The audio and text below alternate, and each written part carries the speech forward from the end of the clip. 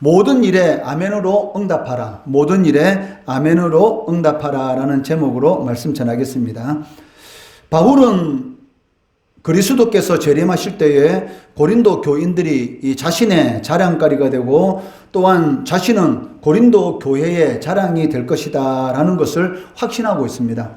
이러한 확신 가운데서 고린도 교회를 방문해야 되겠다라는 그런 계획을 세웠다라고 고린도 교인들에게 말을 하고 있습니다. 14절에서 16절 이 말씀해 보시면 너희가 우리를 부분적으로 알았으나 우리 주 예수의 날에 너희가 우리의 자랑이 되고 우리가 너희의 자랑이 되는 그것이라. 내가 이 확신을 가지고 너희로 두 번 은혜를 얻게 하기 위하여 먼저 너희에게 이르렀다가 너희를 지나 마케도냐로 갔다가 다시 마케도냐에서 너희에게 가서 너희의 도움으로 유대로 가기를 계획하였으니라고 말씀하고 있습니다.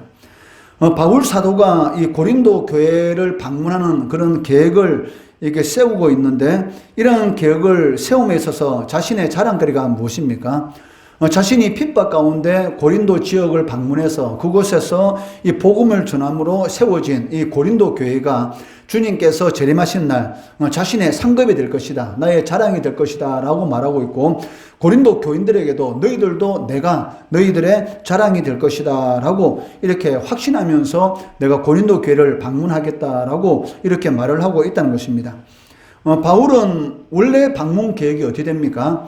이 에베소에서 바울이 지금 있기 때문에 이 에베소에서 이 배를 타고 이 고린도에 갔다가 그리고 고린도에서 그 윗지방인 마케도냐 지방, 그 마케도냐 지방에는 이 데살로니가 교회가 있었고 빌립보 교회가 있었고 베레아 교회가 있었습니다. 그러니까 고린도 교회에 도착해서 거기서 잠시 이 성도들과 교제하고 그리고 마케도니아 지방으로 올라가서 거기서 베레아 교회 그리고 데살로니가 교회 그리고 빌립보 교회를 살펴보고 다시 마케도니아에서 이 고린도에 내려와서 그리고 고린도 이 교회 도움으로 다시 이 예루살렘으로 가도록 그런 계획을 이렇게 가지고 있었습니다. 그렇다면 바울이 이런 계획을 세우고 고린도 교회를 방문하려고 하는 그 이유가 그 목적이 무엇입니까? 15절 말씀해 보시면 너희로 두 번 은혜를 얻게 하기 위하여 라고 말씀하고 있습니다. 즉 바울이 이 고린도 교회를 방문하려고 하는 그 목적이 무엇이냐면 고린도 교인들에게 두 번 은혜를 얻기 위하여 여기 두 번 은혜를 얻는다라는 이 말은 두 번째 은혜를 얻도록 하기 위하여라는 그런 의미를 가지고 있습니다. 여기서 말하는 이 두 번째 은혜가 무엇인지에 대해서는 확실하게 우리가 알 수는 없지만 일반적으로 고린도 교인들이 예수를 믿게 된 것이 하나님의 가장 큰 그 첫 번째 은혜인 것이고 거기에 버금가는 이 두 번째 큰 은혜가 있는데 그것이 무엇이냐면 그 예수를 잘 믿는 것 그리고 어떤 환난이나 시련 가운데서도 하나님 앞에 견고히 서는 것 이것이 바로 두 번째 은혜다라고 말을 할 수가 있습니다. 하나님께서 여러분들을 붙들어 주셔야지만이 어떤 환난과 시련 가운데서도 하나님 안에 거할 수가 있는 것이죠. 이 세상에서 가장 큰 복이 무엇입니까? 하나님 안에 있는 복이 가장 큰 복입니다. 겉으로 보기에는 이 세상 사람들, 믿지 않는 사람들이 잘 먹고 잘 사는 것처럼 보이지만 실질적으로 그 마음속에는 항상 이 땅이 쩍쩍 벌어지는 그런 가뭄과 같은 그러한 이 마음의 바닥이 있는 것이죠. 그러한 이 땅이 쩍쩍 갈라지는 것 같은 그런 마음의 고통이 있기 때문에 그 땅이 쩍쩍 갈라지는 것 같은 그런 고통을 이 메꾸기 위해서 하는 것이 무엇입니까? 이 육체적인 이 즐거움을 끊임없이 추구하는 것이죠. 그런데도 불구하고 그 마음, 갈라진 그 마음이 이 메꾸어지지 않는다는 것입니다.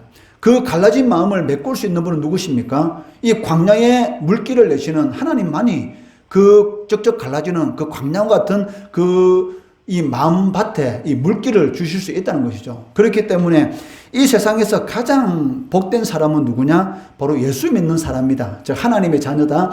그리스도 안에 거하는 사람이다 라고 말을 할 수가 있을 것입니다. 즉 첫 번째 가장 큰 것은 너희들이 예수 믿은 것이고 두 번째 은혜는 무엇인가? 바로 믿음 안에 견고히 서 있는 것. 그 믿음 안에서 하나님의 복을 누리며 사는 것. 이것이 하나님의 두 번째 가장 큰 은혜다라고 이렇게 말을 할 수가 있습니다. 그렇기 때문에 바울이 고린도 교회를 방문하려고 하는 목적은 무엇입니까? 그러니까 흔들리는 그런 신앙을 다시 한 번 더 붙들어 주어서 믿음 안에 견고히 설 수 있도록, 그것이 바로 내가 두 번째 은혜를 주기 위해서 너희를 방문하기를 원한다라고 말을 하고 있다는 것입니다.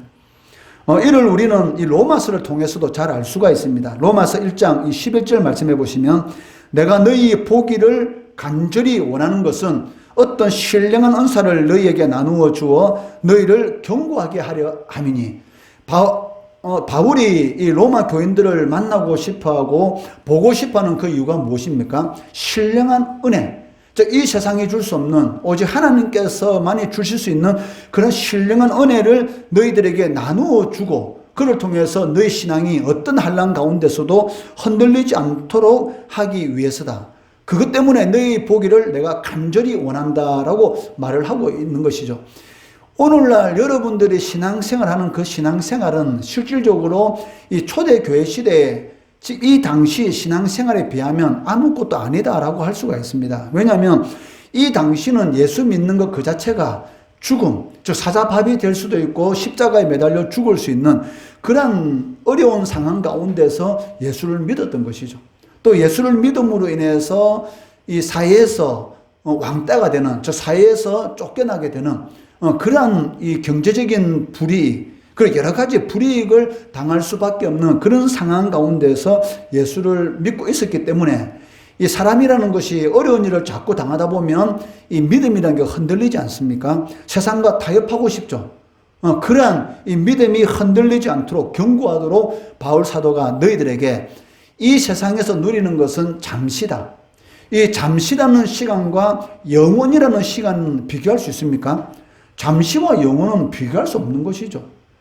이 잠시 누리기 위한 그것 때문에 영원이라는 상을 놓치지 않도록 믿음 안에 견고히 서도록 하기 위해서 내가 너희 보기를 다시 원한다 라고 이렇게 말을 하는 것을 볼 수가 있다는 것이죠. 바울은 이러한 신령한 은혜를 이 고린도 교인들에게 주기 위해서 이 방문하려는 그러한 계획을 이렇게 세우게 되었습니다. 그렇기 때문에 바울이 이러한 신령한 은혜를 주기 위해서 고린도 교회를 방문하려고 하는 계획을 세울 때에 그냥 적당히 함부로 겸손히 이 계획을 세웠겠습니까? 그게 아니죠. 얼마나 기도하면서 그런 계획을 세웠겠습니까? 우리가 7월 28일부터 7월 30일까지 2박 3일 동안 저 경기도에 있는 그 할렐루야 교회에서 이 청소년, 이 중고등부 이 수련회를 개최하게 되는데, 이 수련회를 이제 준비하지 않습니까? 그것을 위해서 나를 비롯해서 우리 사모, 또 우리 성도들, 또 여러분들도 끊임없이 기도해야 하는 것이죠. 왜? 여기서 경기도에 가는데 한 5시간 걸리는데 오고 가는 길 아무 이상 없도록, 그리고 수련회 가운데 여러분들도 이런 전국 청소년 연합 수련회 처음 참석하기 때문에 거기에 참석해 보시면 여러분들이 지금까지 경험해 보지 못한 그러한 이런 그 워십 댄스라든지, 그리고 찬양이라든지, 그리고 말씀이라든지, 또 덤에서 아마 서울 지역 몇 군데를 이렇게 돌아보게 될 것입니다. 양아진 선교사 묘원, 선교사들 1882년부터 시작해서 선교사들이 우리나라 들어와서 복음을 전하고, 그리고 그 복음을 전함으로 인해서 우리나라가 이 복음화되기 시작했는데, 선교사에 들어와서 많은 어려운 일을 당하고 또 풍토병에 걸려 죽고 이런 많은 선교사들이 있습니다. 그런 선교사들 무덤이 양아진이라는 곳에 있습니다. 그것도 한번 가볼 것이고, 또 서울 지역에 특별히 가볼 만한 곳이 있으면 여건이 되면 그곳에 들러서 또 여러분들에게 좀 더 큰 세상, 좀 더 비전 이런 것을 한번 보여주려고 이렇게 계획을 세우는데, 이제 이 계획을 위해서 얼마나 기도하겠습니까? 이 재정적으로 또 기도로 또 이렇게 준비하게 되는 것이죠. 바울도 마찬가지인 것이죠. 이 고린도 교회를 방문할 때 그냥 함부로 아무 계획 없이 경솔히 이러한 계획을 세운 것이 아니란 것이죠. 내가 고린도 교회를 방문해서 신령한 은혜를 베풀어 주어야지, 그러면서 기도하면서 어떻게 하는 것이 이 고린도 교인들에게 이 신령한 은혜를 베풀어 줄 수 있을까라는 그런 계획을 세우고 이렇게 하나님 앞에 간절히 기도하였다라는 것을 강조하고 있다는 것입니다. 그 17절 말씀해 보시면, 이렇게 계획할 때에, 즉 내가 고린도 교회를 방문하겠다라는 그런 계획을 세울 때에 어찌 경솔히 하였으리요, 즉 대강대강 하지 않았다는 것입니다. 계획하기를 육체에 따라 계획하여, 즉 내가 이 내 필요에 의해서 계획하고 또 내 사정이 어렵기 때문에 안 되겠다. 다음으로 미뤄야 되겠다. 이런 식으로 이 계획을 세우지 않았다는 것이죠. 내 육체를 따라 계획하여 예예하면서 아니라 하는 일이 내게 있었겠느냐. 즉 내가 육체를 따라서 내 생각대로 내 기분대로 함부로 내가 이러한 계획을 세우고 그리고 지금 상황이 좋지 않대서 이 계획을 바꾼 것이 아니라는 것이죠. 거기에 대해서 강조가 있는 것을 이렇게 볼 수가 있습니다. 우리가 여름마다 한 번씩 바다에 가서 즐거운 시간을 보내고 겨울에는 자연휴양림에서 1박 2일 우리 자체 이런 수련을 하게 됐는데 항상 이 목사님 마음속에는 여러분들에게 이 캠프, 이 중고등부 한 1000명 이렇게 이 정도 모이는 그런 수준, 이번에는 그 정도는 안 될 것 같은데 아무튼 이 많은 이 청소년들이 모이는 그런 캠프, 그런데 여러분들 한번 데려가셔서 지금까지 보지 못했던 그러한 상황들을 한번 경험시키고 주면 좋겠다라는 그런 마음을 계속 오래전부터 가지고 있었죠. 그런데 이 코로나 때문에 그런 캠프가 열리지 않았어요. 근데 요번에 어쨌든 이 하나님 은혜로 이 코로나가 이렇게 잠잠해짐으로 인해서 이 캠프가 열리게 되고 이번에 거리가 좀 멀지만 그리고 겸사겸사 여러분들에게 이 서울도 한번 보여줄 겸 해서 이번에 이렇게 캠프에 참석해서 좋은 시간을 이렇게 가지려고 합니다. 그렇기 때문에 이러한 계획들은 육체를 따라 대강대강 세운 것이 아니죠. 오래 전부터 내 마음속에 있었던 그러한 생각들을 이제 실천하게 되는 것이죠. 환경이 됨으로 인해서. 바울 사도도 마찬가지라는 것입니다. 내가 고린도 교회를 방문하려고 하는 이런 이 계획을 세울 때에 대강 세운 것이 아니다라고 강조하고 있습니다. 원래 이 바울의 방문 계획은 무엇이었습니까? 조금 전에 말한 것처럼 에베소에서 배를 타고 고린도에 갔다가 그리고 거기서 마케도니아 지역에 올라갔다가 교회를 둘러보고 다시 고린도에 내려와서 이 고린도에서 성도들이 예루살렘으로 유대 지역으로 보내주는 것으로 이 여행 계획을 잡았습니다. 그렇지만 이 여행 계획이 이제 변경이 되는 것이죠. 왜냐하면 이 고린도 교인들과 좀 더 많은 시간을 내가 보내야 되겠다라는 그런 마음에 이런 감동이 일어남으로 인해서 이 계획을 바꾼 게 어떻게 바꾸었습니까? 자신이 있는 이 에베소에서 배를 타고 이 마케도니아 지역을 먼저 가는 것이죠. 그래서 거기에 있는 이 베레아 교회라든지 데살로니가 교회라든지 빌립보 교회를 먼저 돌아보고 그리고 아래 지방인 이 고린도 교회에 와서 거기서 이 겨울을 지내고 그리고 고린도 교회에서 도움을 받아서 이 유다로 가는 이러한 방식으로 이 계획을 이렇게 바꾸게 됩니다.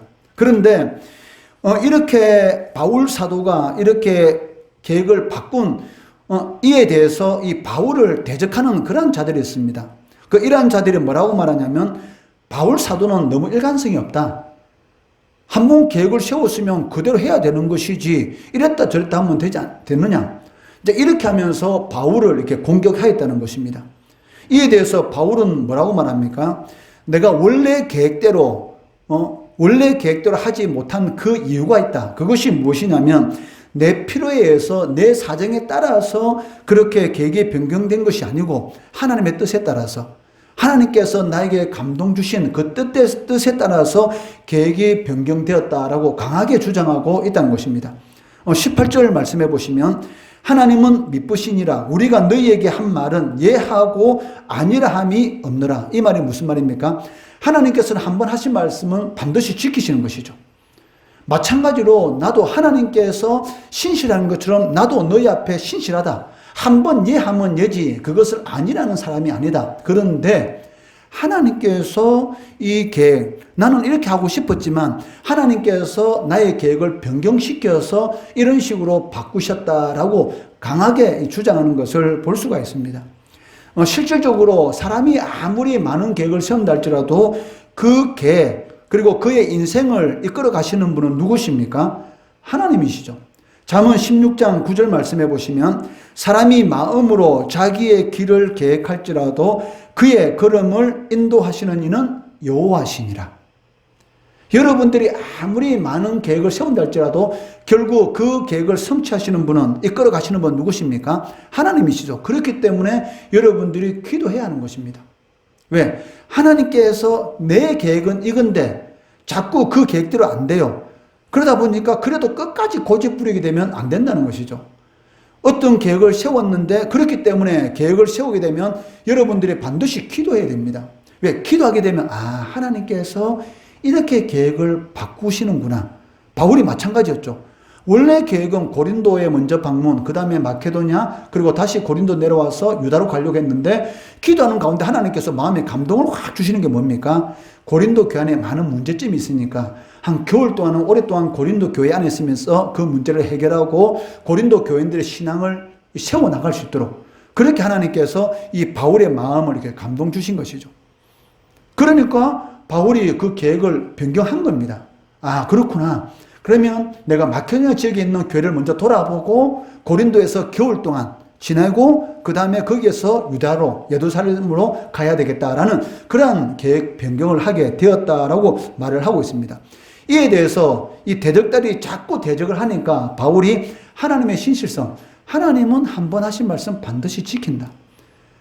마찬가지로 내가 고린도 교회를 향한 그런 계획도 반드시 지킨다. 그렇지만 이것은 내 개인적인 사정에 의해서 바꾼 것이 아니고 하나님께서 나의 계획을 이렇게 바꾸셨다. 신실하신 하나님께서 바꾸셨기 때문에 너희들이 하나님의 신실하심을 믿는다면 나의 이 말도 아멘으로 모든 일에 아멘으로 받아들여야 된다. 응답해야 된다라고 말을 하고 있다는 것이죠.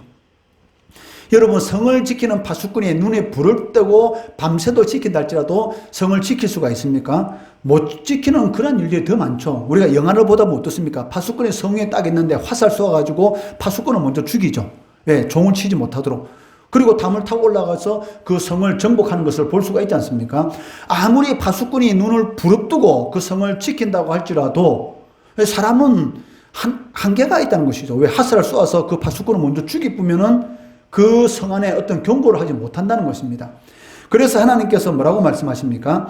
시편 127편 1절 말씀해 보시면 여호와께서 집을 세우지 아니하시면 세우는 자의 수고가 헛되며 여호와께서 성을 지키지 아니하시면 파수꾼에 깨어 있음이 헛되도다.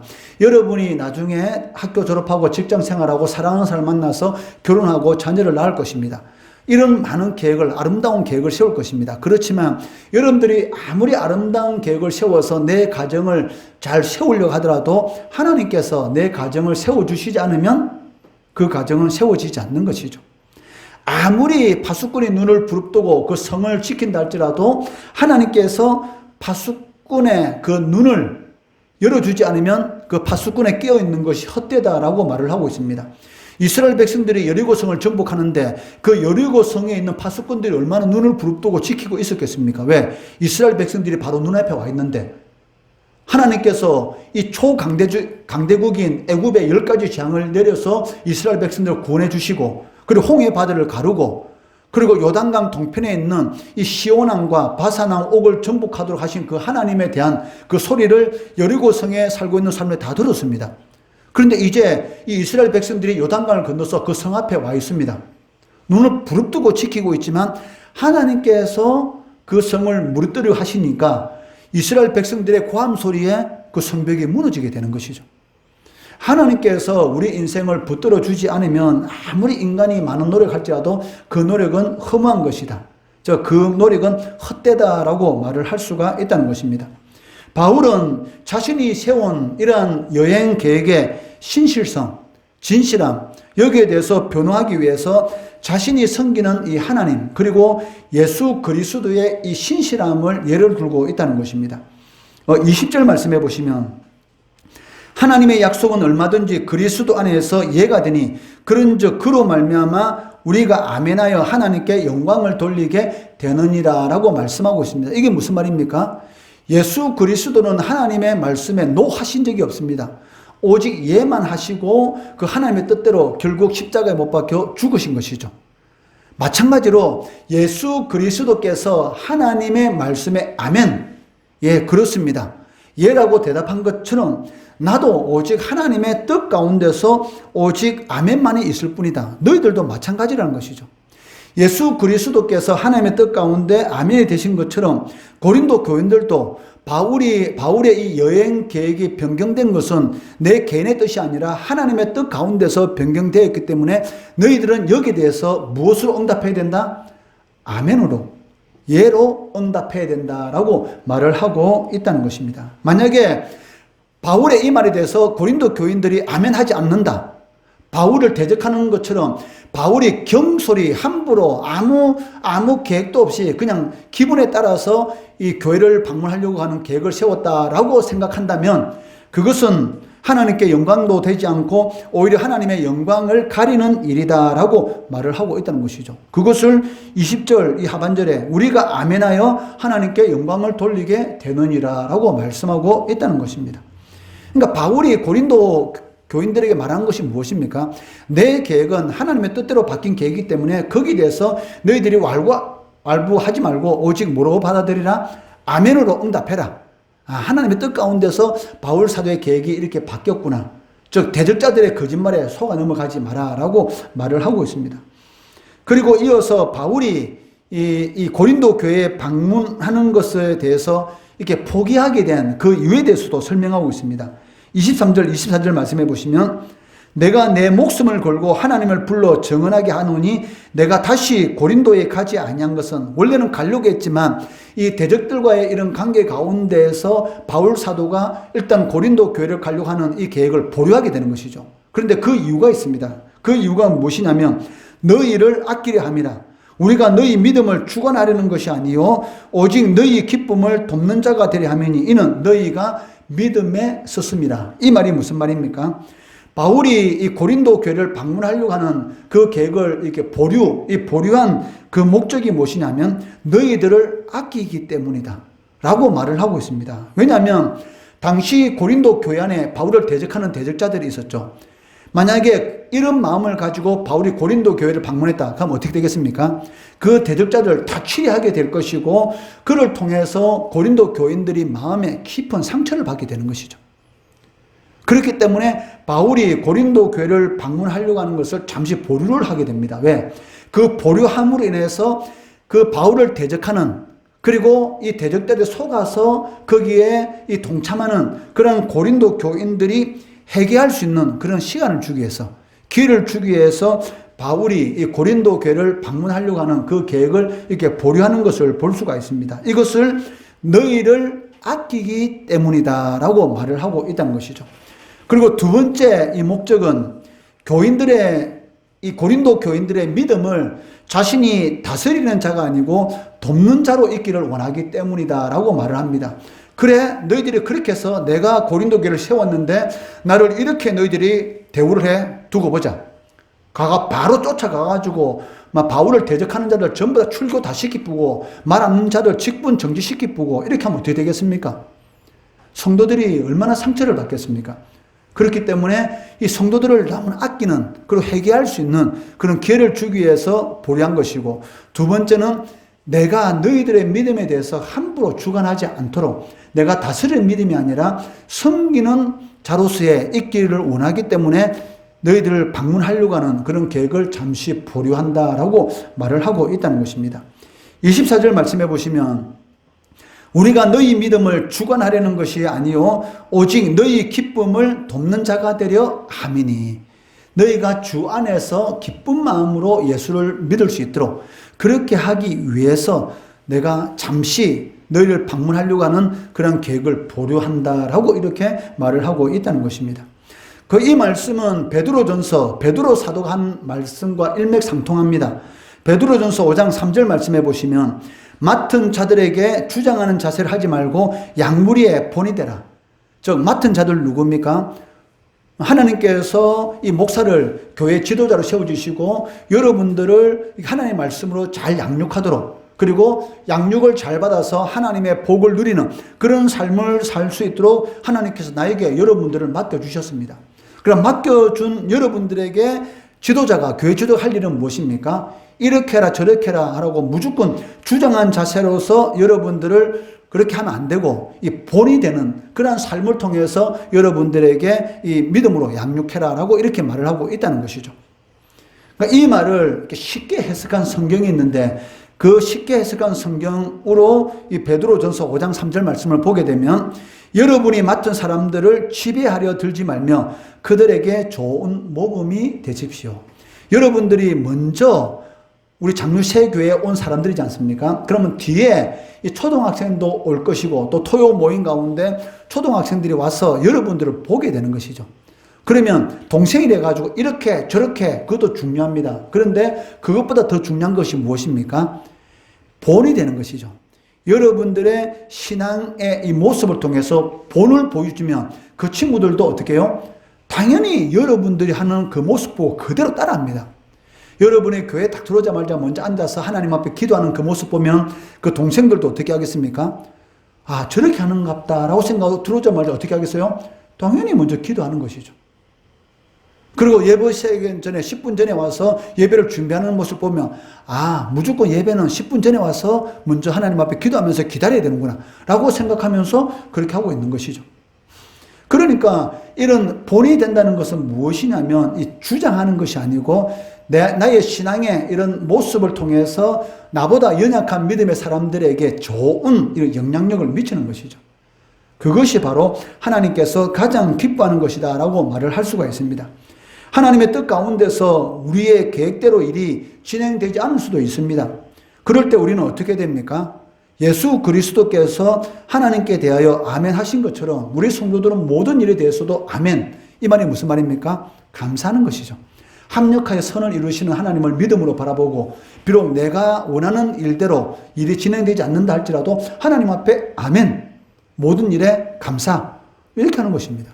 이것이 바로 하나님의 복을 누리는 비결인 것이죠. 순간적으로는 그 일이 되지 않는 것 같지만 지나고 나서 보면 아, 하나님께서 그때 그런 고통을 통해서 나에게 이런 큰 복을 주셨구나라는 것을 고백하게 된다는 것입니다. 그런데 뒤에 이러한 복을 받지 못하는 사람이 어떤 사람입니까? 원망하고 불평하는 이스라엘 백성들처럼 그 광야에서 결국 죽게 되었지 않습니까? 그렇게 하면 안 된다는 것이죠. 모든 일에 아멘으로 응답할 때, 모든 일에 감사로 응답할 때 하나님의 이 복의 역사가 우리의 삶 가운데 반드시 일어나게 된다는 것입니다. 이에 대한 이 모범을 보인 이 구약의 신앙의 인물들이 있는데 바로 이 다니엘의 세 친구인 사드락과 메삭과 아벳느고입니다.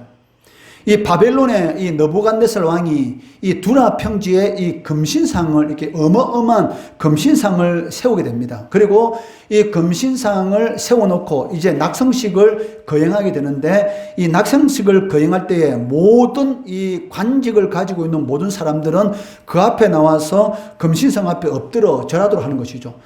이 다니엘의 세 친구들도 거기에서 이 관직, 벼슬을 가지고 있었기 때문에 당연히 이 두라 평지 금신상 앞에 나와 있었습니다. 이 나팔 소리가 울리고 음악 소리가 들릴 때에 모든 사람들이 그 금신상 앞에서 엎드려 절을 하고 있습니다. 그런데 단 세 사람만 그 자리에 꼿꼿이 서 있었던 것이죠. 누구죠? 바로 이 다니엘의 세 친구인 사드락과 메삭과 아벳느고. 이 세 사람만 그 금신상 앞에 절하지 않고 그대로 있더란 것입니다. 이것을 바로 옆에 있는 사람이 보고 나서 왕에게 고자질을 했습니다. 그러니까 왕이 얼마나 화가 나겠습니까? 왕이 명령을 했는데 그것도 이 바벨론 이런 시민이 아닌 이런 거기 식민지 이스라엘의 이런 그 이스라엘 민족의 이런 세 사람이 그 자신의 녹을 받고 있는 벼슬을 하고 있는 그 세 사람이 이 자신의 명령에 순종하지 않고 금신상 앞에 절하지 않았다라는 그 소리를 듣고 그 세 사람, 이 사드락과 메삭과 아벳느고를 이렇게 부르게 되는 것이죠. 이렇게 불러서 너희들이 왜 나의 명을 수행하지 않고 거역하였느냐? 이 금신상 앞에 절하라. 엎드려 절하지 않으면 이 맹렬 타는 이 풀무불 앞에 당장 던져 넣을 것이다. 라는 이런 죽음의 이 심판의 경고를 하게 됩니다. 이때에 이 세 친구의 고백이 무엇입니까? 다니엘 3장 17절, 18절 말씀해 보시면 왕이여 우리가 섬기는 하나님이 계시다면 우리를 맹렬히 타는 풀무불 가운데서 능히 건져내시겠고 왕의 손에서도 건져내시리다. 그렇게 하지 아니하실지라도 왕이여 우리가 왕의 신들을 섬기지도 아니하고 왕이 세우신 금신상에게 절하지도 아니할 줄을 아옵소서. 이게 얼마나 위대한 고백입니까? 왕 앞에서 이제 풀무불 가운데 던져져서 다 죽을 수밖에 없는 그런 상황 가운데서 뭐라고 고백합니까? 왕이여 우리가 이 금신상 앞에 절대로 절할 수 없습니다. 왕이 풀무불에 우리를 던져 넣더라도 하나님께서 우리를 건져주실 것입니다. 그러나 하나님의 뜻 가운데서 그렇게 하지 않을 수도 있습니다. 그렇게 하지 않더라도 우리가 비록 풀무불 가운데 불타 죽는 그러한 일이 있더라도 왕의 신들을 섬기지도 않고 이 금신상 앞에 절하지도 않겠습니다. 라는 이런 위대한 고백을 하게 되는 것이죠. 그렇게 하지 아니하실지라도 저 하나님께서 내 뜻대로 내가 원하는 대로 일이 진행되지 않게 하더라도 뭐라고 말합니까? 하나님께 영광을 돌리겠다. 하나님 앞에 감사하겠다라고 이렇게 고백하는 것을 볼 수가 있습니다. 이러한 믿음의 고백이 바로 풀무불 가운데서 건짐을 받는, 풀무불 안에 던져졌지만 불이 이 옷도 태우지 못하는 그러한 하나님께서 보호막을 치줌으로 인해서 그 가운데서 이렇게 구원받게 되는 것이죠. 이 일을 통해서 이 바벨론 왕 느부갓네살 왕, 하나님을 섬기지 않는 이런 느부갓네살 왕조차도 하나님께 영광을 돌리게 됩니다. 다니엘서 3장 28절 말씀해 보시면 느부갓네살이 말하여 이르되 사드락과 메삭과 아벳느고의 하나님을 찬송할지로다. 그가 그의 천사를 보내사 자기를 의뢰하고 그들의 몸을 바쳐 왕의 명령을 거역하고 그 하나님 밖에는 다른 신을 섬기지 아니하며 그에게 절하지 아니하는 종들을 구원하셨도다. 그렇게 많은 자신의 이 바벨론 신들을 섬기는 이 느부갓네살 왕이 이제 뭐라고 고백하고 있습니까? 바로 여호와 하나님을 찬양할지어다. 이렇게 하나님 앞에 영광 돌리는 것을 볼 수가 있습니다. 이것으로 끝납니까? 하나님은 이 정도로 끝내시는 분이 아니죠. 왜? 하나님의 뜻대로 하나님 말씀에 순종해서 살아가는 사람들에게는 반드시 갚아주십니다. 복을 주시는 것이죠. 그 복이 무엇입니까? 다니엘서 3장 30절 말씀해 보니까 왕이 드디어 사드락과 메삭과 아벳느고를 바벨론 지방에서 더욱 높이니라. 지금도 이 세 사람은 벼슬을 가지고 있습니다. 그런데 이 일을 통해서 더 높은 관직을 갖게 되었다라고 말씀하고 있다는 것입니다. 그렇기 때문에 오늘 말씀 제목처럼 모든 일에 여러분들 아멘으로 응답하시기 바랍니다. 내 뜻대로 생각대로 되지 않는데라도 하나님 아멘 감사합니다. 이를 통해서 좋은 것을 주실 겁니다. 아멘. 이렇게 하시면 반드시 하나님께서는 이 사드락과 메삭과 아벳느고에게 하신 그 역사, 그러한 역사를 여러분의 삶 가운데서도 일으킨다는 것이죠. 그리할 때 높이시는 그 하나님의 은혜의 삶을 살아갈 수 있다는 것입니다. 이러한 복된 삶을 누리시는 우리 성도, 우리 중고등부 학생들 되기를 주의 이름으로 축원합니다.